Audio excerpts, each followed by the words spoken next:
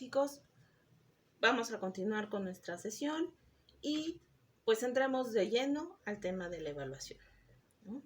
En la forma en la que transitamos nuestra ruta educativa, nos hace generalmente incurrir en el error de confundir a la calificación y la evaluación. Es clásico que entramos a un salón y lo primero que le preguntamos al maestro es, ¿cómo va a calificar, maestro? Que no es sinónimo de evaluar. El maestro nos contesta, voy a hacer 3 exámenes, un trabajo final, y con eso voy a calificar, ¿no? Si bien esta es una forma en la que nos referimos coloquialmente al ámbito de la evaluación implica condiciones más amplias, ¿no? Evaluar es, como dice Yolanda Leiva, un proceso sistemático, integrado en la dimensión de la docencia, que se encuentra dentro de la planificación de la enseñanza. Es decir, la evaluación no va a ser una acción paralela o una serie de acciones de manera paralela a la docencia. La evaluación forma parte de la labor docente, ¿no? A veces incluso hasta en los cursos separamos la dimensión docente con evaluativa, pero esto no lo hacemos porque sean disciplinas o subdisciplinas disasociadas. Lo hacemos porque la evaluación es muy compleja y por eso, pues, una forma de segmentarles eso, ¿no? Entonces, la evaluación va a ser un proceso de indagación, va a ser un proceso de comprensión de la realidad educativa de la manera más certera que podamos. Va a ser una serie de acciones ordenadas que vamos a realizar y que nos permita aproximarnos a la realidad educativa, en este caso a la realidad del aprendizaje. Esta realidad va a estar condicionada desde los objetivos de aprendizaje que han estado propuestos en el currículo, pero también desde los objetivos del docente. Ahora, de manera ideal, una perspectiva constructivista, la evaluación también tiene que estar sujeta desde los intereses, de las expectativas y desde los objetivos de aprendizaje que tienen los estudiantes. Desafortunadamente, en las formas en las que habitualmente aprendemos en términos de escuela convencional, rara vez incluimos al estudiante desde su expectativa sobre el curso, lo cual evita que pueda pasar por un proceso de autoevaluación o de evaluación del curso. Y la calificación, o bueno, la malentendida evaluación, pero la evaluación vista como calificación, también ha servido en muchos sentidos como un mecanismo de control, sobre todo de conductas, dentro del aula. Entonces, esto hace que muchos estudiantes tengan una resistencia de miedo a la hora de hacer evaluaciones. Porque si bien, como acabo de mencionar, no integramos al educando desde sus expectativas, es decir, nunca les preguntamos a los estudiantes qué expectativas tienes sobre el curso, cuáles son tus expectativas de aprendizaje, y nunca centramos la atención sobre el aprendizaje, la evaluación o la calificación o el número que ponemos al final representa una forma de control que, bueno, se vuelve el bien más preciado, ¿no? O sea, obtener el 10 termina siendo lo más importante y obtener el 5 resulta ser más terrorífico que el payaso eso, ¿no?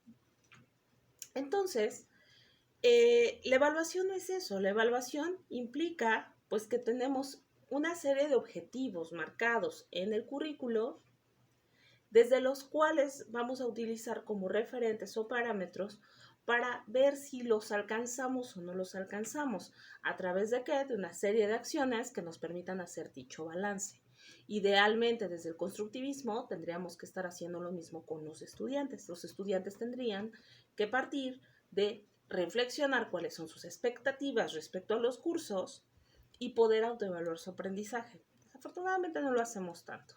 Pero bueno, después regresamos ahí, ¿no? No solamente son estos objetivos propuestos. hay una serie de contenidos que pueden ser necesarios en cursos superiores o en temas inmediatos. Y por eso también tenemos que evaluar de manera constante para ver si los estudiantes están alcanzando o no esos saberes para llegar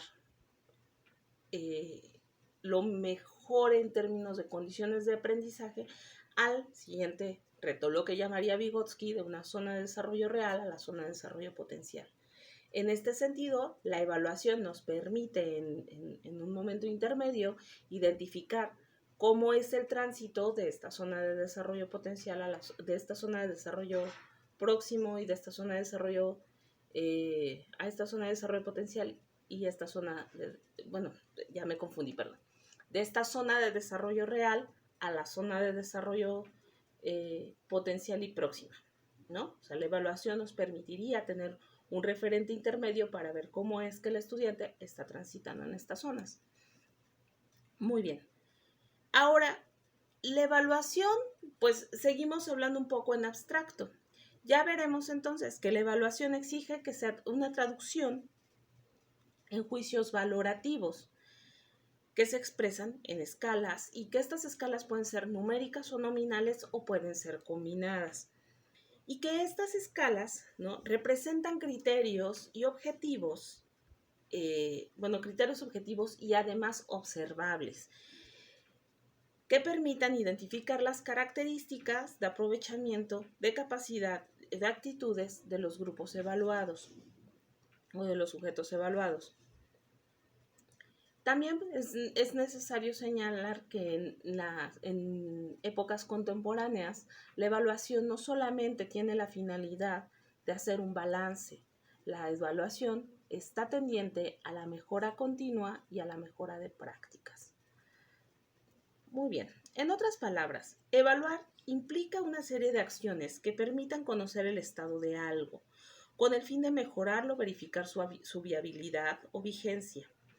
En este caso, desde conocer condiciones de aprovechamiento de un programa educativo o hasta conocer si las prácticas educativas a mediana o gran escala están resultando respecto a los aprendizajes esperados. ¿Por qué a mediana o a gran escala? Cuando nos referimos a evaluaciones a gran escala, nos referimos a estas evaluaciones internacionales, por ejemplo, que se realizan, por ejemplo, la evaluación PISA o la evaluación, ahora ya no se usa mucho el Excale, que antes realizaba el INE, la evaluación Planea. Son evaluaciones masivas, son evaluaciones a gran escala, pero también hay evaluaciones pequeñas en nuestro aula y evaluaciones medianas en temporalidad o en volumen dentro de los centros escolares, como ustedes bien lo saben, ¿no? Es importante señalar que la evaluación siempre tiene algún grado de subjetividad. O sea, la evaluación no puede estar sujeta a la improvisación, pero la evaluación siempre parte desde la persona que esté evaluando. Entonces, por esta razón es que requerimos tener una serie de instrumentos que nos ayudan a observar estos criterios que tenemos previstos y ser lo más certeros posibles para entonces disminuir el rango de la subjetividad. Por eso es tan complicado, por ejemplo, evaluar un ensayo sin una rúbrica. Porque entonces, pues bueno, yo creo que el alumno está entendiendo más o menos la idea y el concepto, pero entonces, ¿qué pasa cuando el alumno no opina lo mismo que el maestro? A lo mejor su idea y su construcción es correcta, pero mi subjetividad hace que yo opine lo contrario. Entonces, eso impacta dentro del valor numérico que yo termino asentando al final. En este sentido, por eso requerimos las herramientas que nos ayuden a disminuir la subjetividad dentro del proceso de la evaluación. Entonces, bueno, vamos a cambiar, no drásticamente, un poco de tema. Hablemos de la diferencia entre medir, calificar y evaluar. Lo primero que tenemos que señalar es que son conceptos que están relacionados. Dentro de la evaluación requerimos hacer una medición y requerimos hacer una calificación, pero no son sinónimos, ¿sí? Muy bien. Entonces, de acuerdo con el diccionario, medir es determinar la longitud, extensión, volumen o capacidad de una cosa por comparación con una unidad establecida que se toma como referencia, generalmente mediante un instrumento graduado con dicha unidad. Es decir, ¿qué necesitamos para medir una mesa? Usamos una regla, ¿no? La regla tiene una unidad de medida, ¿no? Que en nuestro caso está establecida desde afuera y es el sistema métrico decimal. Entonces podemos decir, esta mesa mide 50 centímetros o 53 centímetros y medio. En la evaluación también medimos, ¿no? O sea, medimos a través de escalas estimativas a las que les asignamos valores. Y aquí es cuando entra la calificación. ¿Por qué? Porque simplemente decir, a ver, yo tengo una escala del 1 al 10 para evaluar la calidad de o el aprovechamiento de alguien sobre cómo está sumando. Tengo una escala estimativa que va del 1 al 10 o del 1 al 5. Decir, esta persona obtuvo 7 no dice nada. Eso no significa nada. ¿Qué es lo que le va a atribuir el valor? La calificación. Es decir, ¿qué es lo que ese 7 representa? ¿Qué es lo que está significando? Ahí es donde entra el concepto de calificar. La calificación conlleva el atribuir un valor a partir de determinadas cualidades o atributos. Es decir, este 7 está representando una cualidad o una serie de atributos o cualidades que se expresan a través del instrumento que estamos empleando. O sea, a lo mejor estamos haciendo un examen o un cuestionario, estamos poniendo unos ejercicios de suma y entonces de 10 ejercicios un sujeto aprueba 7. Si yo no tengo algo que califique, es decir, que le dé la que me hable, me exprese, me traduzca las cualidades, el número 7, que está medido en escala, no significa nada. Es decir, este 7 es un valor que representa algo. Entonces, por eso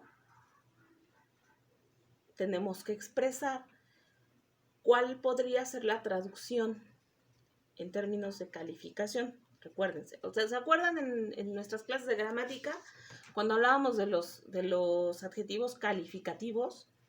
Bueno, es en el mismo sentido, es decir, estamos hablando de sus atributos. Entonces,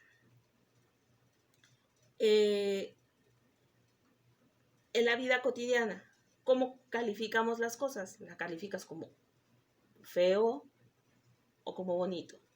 De acuerdo a tu experiencia, a tu gusto, calificas algo como feo o como bonito. Una película como buena o como mala, de acuerdo si te gustó a ti o no te gustó. Necesitamos profundizar más en el que implicaría que una película fuera buena o mala, ¿no? Es distinto si nosotros construimos una serie de indicadores que nos permitan calificar a través de una escala estimativa. Entonces yo puedo decir, tengo un indicador que es la originalidad del guión. Tengo otro indicador que la adaptación en términos de discurso del guión. La calidad de la fotografía. Y entonces, desde ahí, yo puedo decir, a ver, lo peor de lo peor va a ser un 0 y lo mejor de lo mejor va a ser un 10. En la escala del 1 al 10, esto, lo que voy a llamar originalidad del guión, que se referiría a qué tan distinto es o qué tan es de otro, de guiones en películas del mismo tipo. Entonces, la película cumple con ser más original o menos original.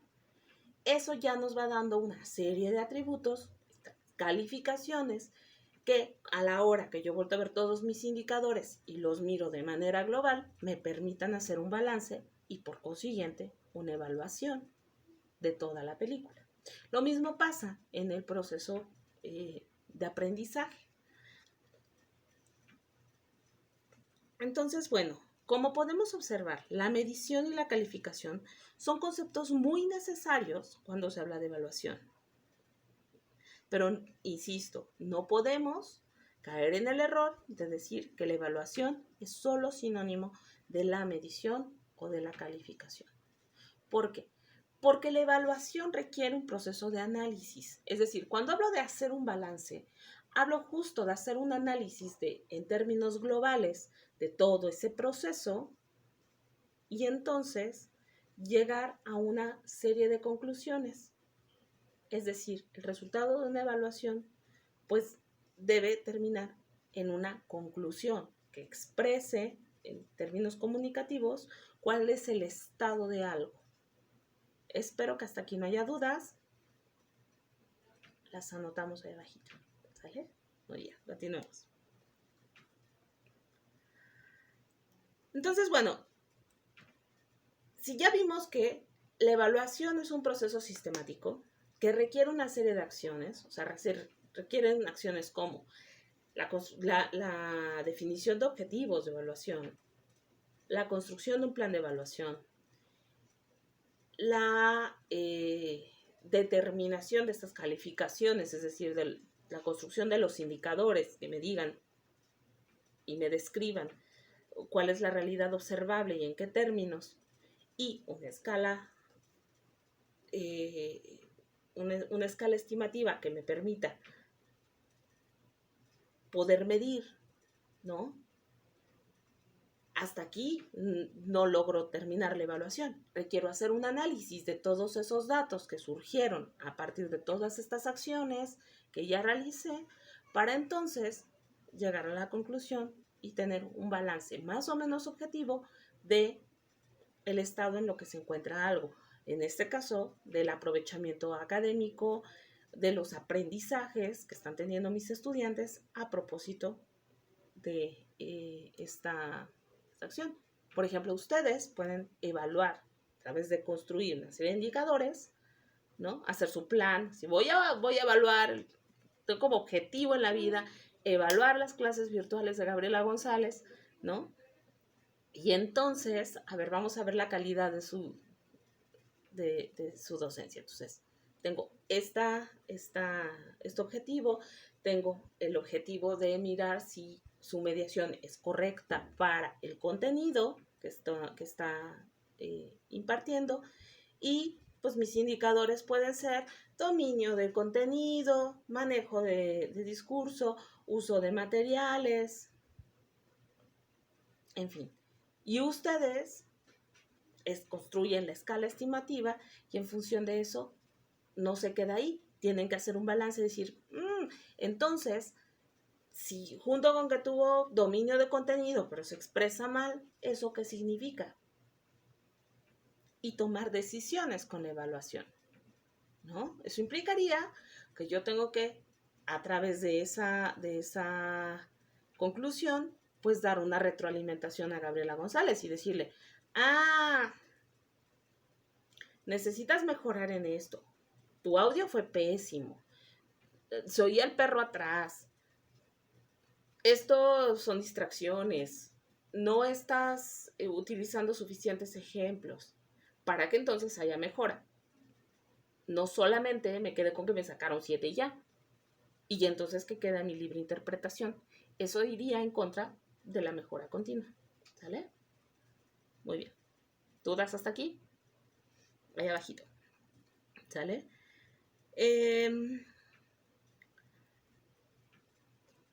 Un segundo que me pierdo en mi texto, en mi texto de guión. Cambiemos un poco de tema. Puede ser un momento para hacer la pausa. Aquí los espero en lo que hacen la pausa. Vayan a tomar agua, respiren, porque vamos a hablar de finalidades. Le puedo poner pausa al video. Ok, continuemos. Hablemos de la finalidad de la educación. Las evaluaciones van a responder a diferentes formas y a diferentes momentos de acuerdo a su finalidad. Les recomiendo revisar nuevamente la parte 1 del texto de Yolanda Leiva, ¿no? Donde vamos a encontrar un cuadro muy coqueto que también van a encontrar dentro de la presentación que está asociada a este video. Entonces vamos a ver que lo primero por lo que se puede asociar, se puede definir a la evaluación, es tras de su normotipo. Y este es el concepto más complejo que vamos a trabajar el día de hoy. El normotipo se refiere a la clasificación de los tipos o referencias o criterios que subyacen a las interpretaciones en términos de si tales referencias o criterios son externos o internos al propio estudiante o a la persona sujeta a la evaluación. Es decir, ¿desde dónde vienen los criterios desde los cuales se establece la evaluación? Es decir, esto que no es nada más entre que si Gaby no es lo suficientemente delgada para dar clase, ¿no? O sea, el criterio desde afuera podría ser si tiene el grado académico suficiente para poder impartir la clase de posgrado, ¿no? O sea, este criterio no lo impongo yo, que evalúo. Hay alguien atrás, hay una normatividad dentro de la SEP, ¿no? Que establece esos criterios. Pero entonces, este normotipo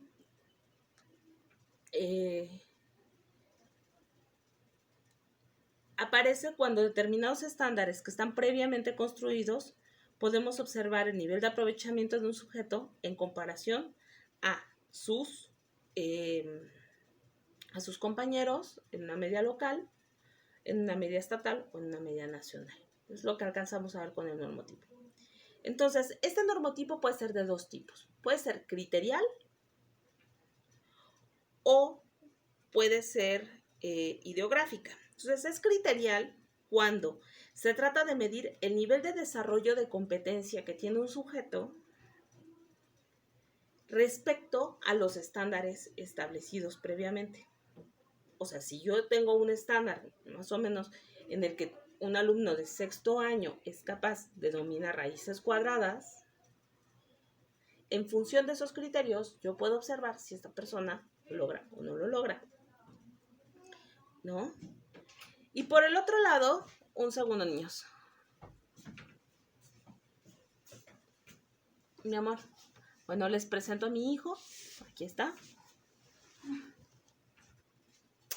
Deja trabajar a mami, por favor. Ve con Lili. Un segundo, pequeñito. Mi amor, ve con tu tía Lili, por favor.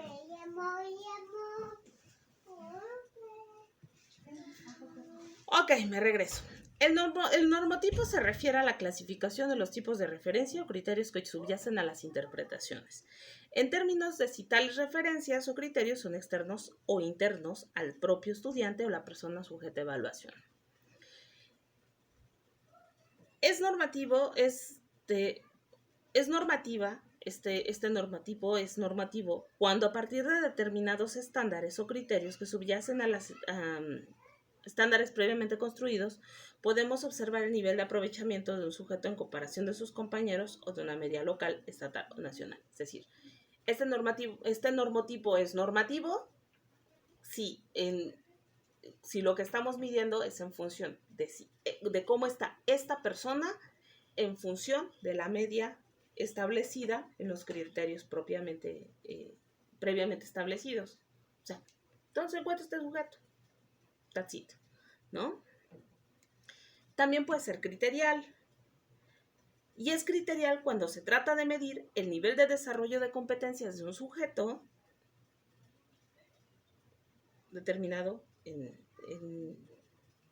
los estándares. Perdón, me interrumpí a mí misma. Bueno, la evaluación también puede ser ideográfica en términos de normotipo. Si lo que se quiere es conocer la evolución de cada alumno a lo largo de todo su proceso y su tránsito educativo.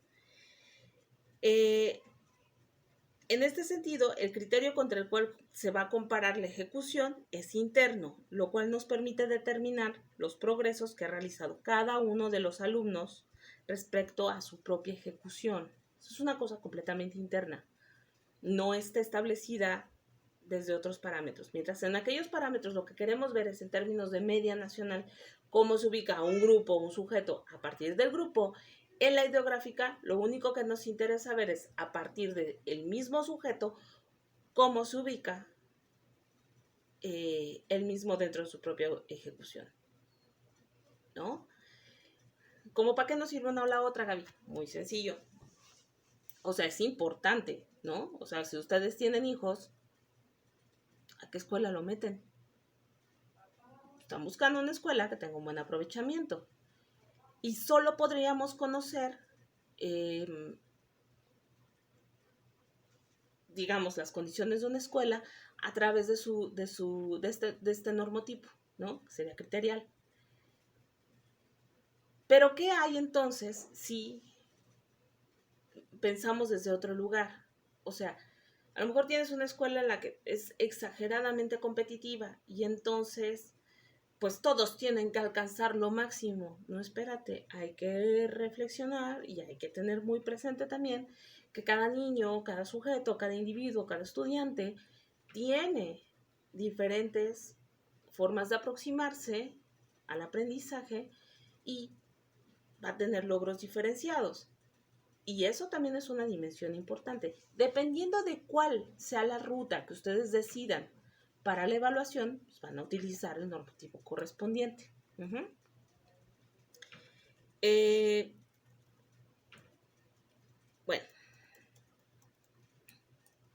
la evaluación también tiene que ver con el cuándo, en qué momento vamos a utilizar la evaluación. Es decir, por su tipo, la evaluación podría ser diagnóstica, formativa o sumativa. Son las más comunes que identificamos. Entonces, bueno, la evaluación va a ser diagnóstica. O sea, la evaluación diagnóstica es aquella que representa un primer acercamiento que nos posibilite conocer en qué estado están los conocimientos, la situación de aprendizaje de un educando en concreto, sus emociones y sus expectativas también, ¿no? Fíjense, voy a hacer un paréntesis muy pequeño. Cuando iban a la primaria, que si fueron escuelas públicas, generalmente tienen un maestro de alguna otra figura, a veces un maestro de educación física, a veces no, a veces el mismo maestro, en fin. Pues regularmente en la escuela primaria tenemos a un docente en grupo. Si fueran en privadas también, pero de pronto viene la maestra de inglés o el de educación física. Puede haber más figuras que en la pública. Pero bueno, en ambas generalmente hay, como en el grueso del trabajo, hay un docente frente al grupo. Si ustedes son docentes frente al grupo también.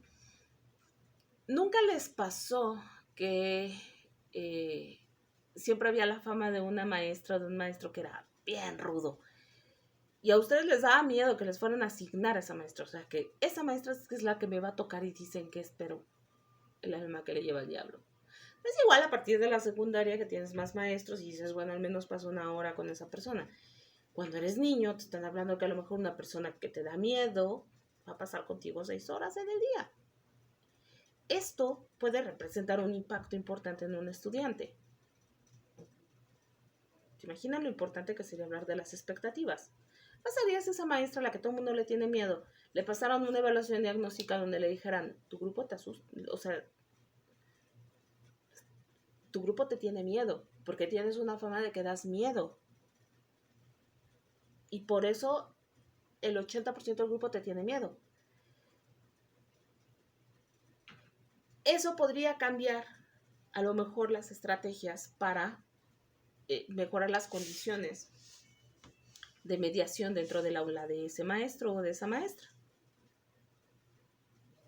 O sea, la evaluación diagnóstica va a tener muchas funcionalidades. De hecho, me atrevo a decir que, bueno, las tres tienen un lugar muy importante, pero regularmente a la evaluación diagnóstica es el tipo de evaluación a la que menos importancia le damos y que tiene un peso privilegiado, ¿no? Porque nos da un estado general desde donde tenemos que partir. La planeación tendría que desarrollarse, una planeación genérica que después de una evaluación diagnóstica tendría que ser ajustada. La intención de la evaluación diagnóstica tiene una perspectiva predictiva y orientadora. Si yo tengo una evaluación diagnóstica, el resultado de una evaluación diagnóstica, entonces tengo la capacidad de poder orientar hacia dónde serán las mejores rutas de planeación docente, de estrategias, de mediación, de comunicación, y eso en pro de la mejora continua de los aprendizajes de mis estudiantes y de mi propia práctica también.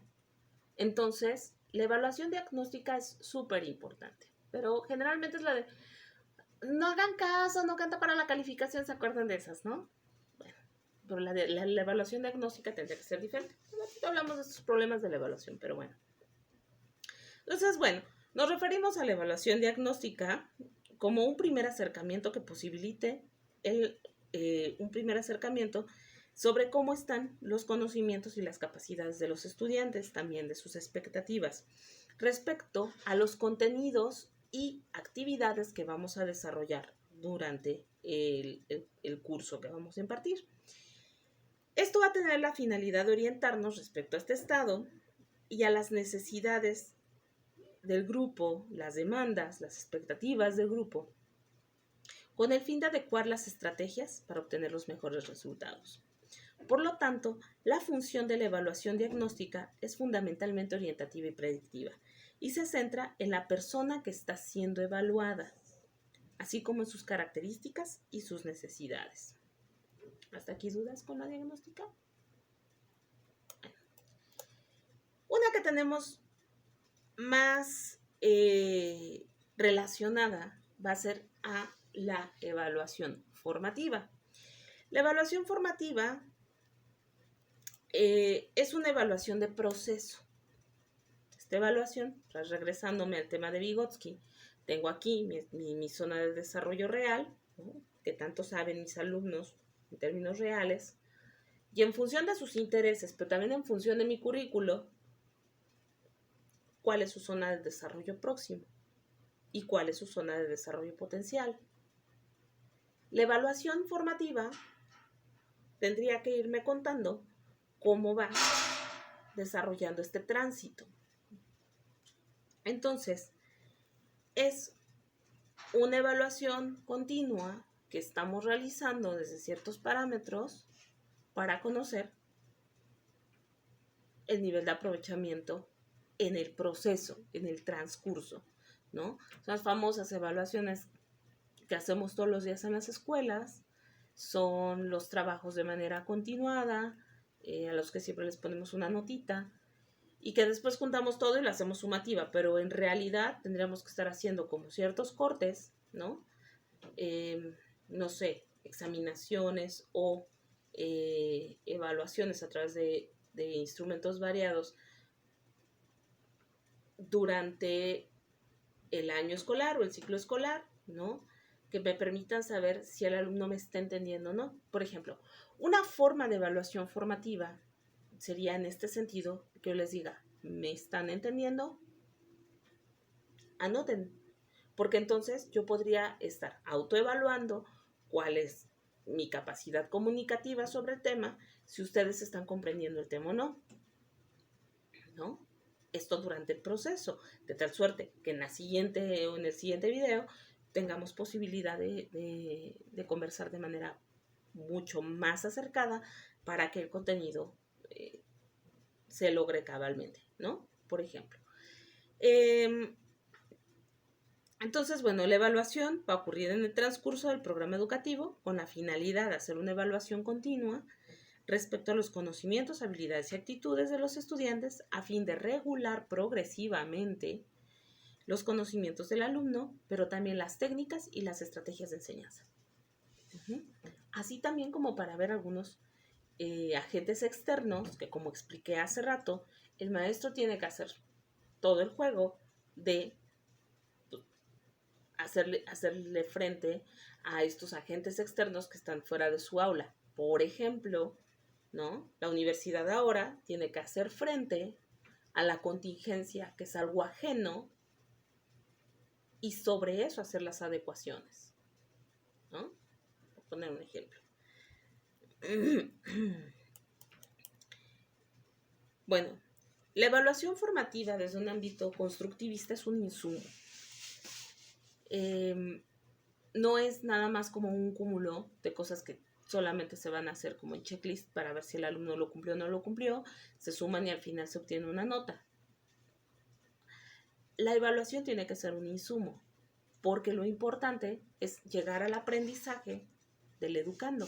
Y como dijimos en el video anterior, si hablamos de una educación paidocentrista, lo que nos interesa al final no es la nota que me diga si es muy apto o es poco apto. Lo que me interesa es que el alumno aprenda de la mejor manera. Y entonces, si el alumno no está aprendiendo lo suficiente como para llegar a este nivel de aptitud, ver cuáles son las razones por las que no lo está logrando. Eso sería evaluación.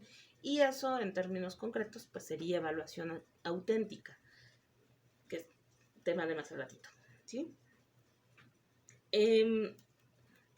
Muy bien. Ya por último, hablaríamos de la evaluación sumativa, que esa es la evaluación terminal o final, ¿no? Con la que todos estamos ahora sí muy relacionados, que es la nota final, que es el numerito final que se nos expresa en la boleta de calificaciones, en el historial académico. Pero la evaluación, en términos muy estrictos, la evaluación sumativa tendría que ser un balance de todo. No es solamente sumo todos, hago mi checklist, sumo todos, cumplió con todo, hizo todos los ejercicios todos tuvieron 10, entonces tiene 10. Eso no es evaluación sumativa. La evaluación sumativa es un balance, ¿no? Que entonces integra. Tengo los resultados de una evaluación diagnóstica que me dicen en qué estado está mi educando, y sobre esa evaluación diagnóstica identifico estos parámetros, veo cómo fueron dando seguimiento durante la evaluación formativa, ¿no? Integro los instrumentos para la evaluación sumativa de al final, que entonces hago un análisis completo de todo el desempeño del educando. Y sobre eso coloco mi valor a través de mi escala, ¿no? Les cuento una anécdota pequeña nada más para cerrar ya esta experiencia. Yo creo que yo nunca fui particularmente mala en inglés, ¿no? Y durante la preparatoria tuve un maestro, pues como que buena onda, ¿no? Así, el clásico maestro que dices, pues me le subo a las barbas, ¿no? Ese. Se llama Juan Carlos, por cierto, de Acapulco. Y un día durante mi tránsito en el curso de inglés, ¿no? Yo entraba a las 7 de la mañana, ¿saben cuándo llevaba tareas? Nunca. Y entonces me preguntaban, Gabriela, ¿cuál es la respuesta del ejercicio 12 de la página 23? Ya ustedes saben. Entonces yo que traía la hoja en blanco, nada más miraba el ejercicio, lo leía, identificaba qué palabras se tenía que decir y se la contestaba. Pero yo ya llegaba en unos niveles de cinismo que daban miedo, ¿no? Entonces yo ya llegaba y decía, ay, no, pues es tal cosa, Juan Carlos, ¿no? Así de, Oye, ¿hiciste la tarea? No, pero ahorita te digo. Así, o sea, yo llegaba así a mi clase de inglés. ¿Qué pasó al final? Mis exámenes, entre 8 y 9, algunos 10, ¿no? Si solamente se hubiera tratado de hacer un checklist, ¿no? De juntar todos los resultados de los exámenes y ponerme una calificación, mi calificación hubiera sido inferior a 9. Cuando llego por mi calificación, el maestro dice, tiene 7. Y yo así, ven mis ojos así de, ¿no? Y yo, ¿qué pasó? O sea, tengo un buen dominio, Juan Carlos. O sea, no me puedes poner 7 a mí. Yo no merezco el 7. Juan Carlos dijo, no, claro que mereces el 7. Porque sabes inglés y sí sabes inglés. Pero te gusta mantener una actitud mediocre. No quieres aprender. Y yo así. Me dijo, tengo el poder de ponerte el 7. Yo no te voy a poner más. No hiciste tareas. Llegabas a la hora que te daba la gana. Hacías, le faltaste el respeto. O sea, tenías una actitud pésima porque me dejabas en mal enfrente de los compañeros. Porque por tus barbas no hacías la tarea y me contestabas. Te tuve que correr un par de veces del salón por fresca. Y sí sabes, pero tu problema es que no quieres aprender.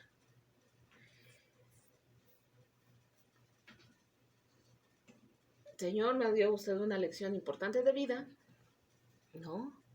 Porque en términos de evaluación, ese maestro de inglés hizo un balance real sobre mi desempeño que no estaba traducido en mi nivel de conocimiento.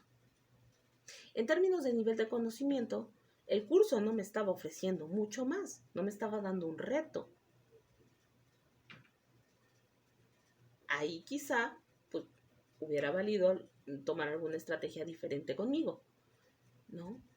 Y en términos ya no de contenido duro, de conocimiento, de contenido factual y conceptual,